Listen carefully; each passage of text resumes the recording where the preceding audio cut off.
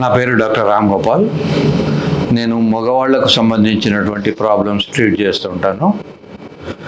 హైదరాబాద్లో దిల్సుఖ్ నగర్లో metro pillar number 1552 మీ సేవా రోడ్, మంజు సుధా హాస్పిటల్. ప్రతిరోజు పొద్దున 10 నుంచి మధ్యాహ్నం 2 వరకు ఉంటాను.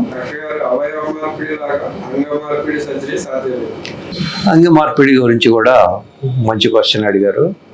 వచ్చే అవకాశం ఉంది.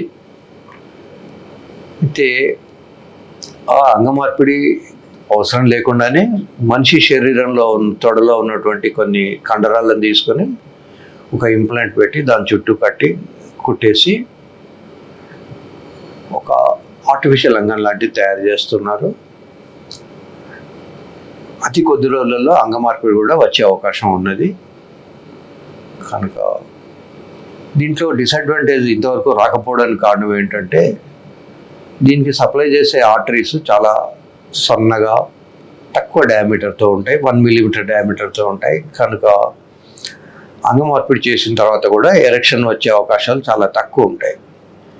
ఎవరికైనా కొద్దిమందికి ఏదైనా యాక్సిడెంట్లో కట్ అయిపోతే కానీ, లేదా క్యాన్సర్ వ్యాధులలో కట్ చేసి తీసేయడం వల్ల కానీ అంగం లేకుండా ఉంటే వాళ్లకు అంగమార్పిడి చేసే అవకాశం ఉంది. కానీ ప్రస్తుతం ఇంతవరకు సైన్స్లో అంగమార్పిడి జరగలేదు.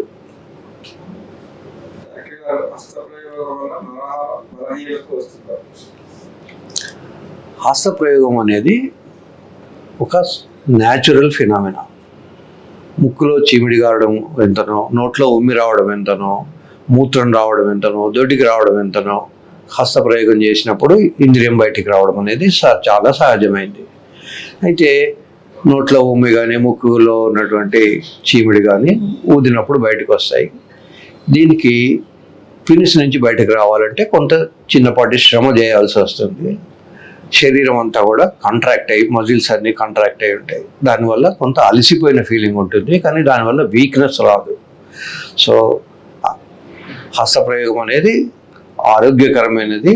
ముఖ్యంగా పెళ్ళికి ముందు కానీ, పార్ట్నర్ లేనప్పుడు కానీ హస్తప్రయోగం చేసుకోవడం అనేది చాలా ఆరోగ్యకరమైన విషయం. దాని గురించి అయిన ఆలోచించిన అవసరం లేదు. దానివల్ల వీక్నెస్ రాదు.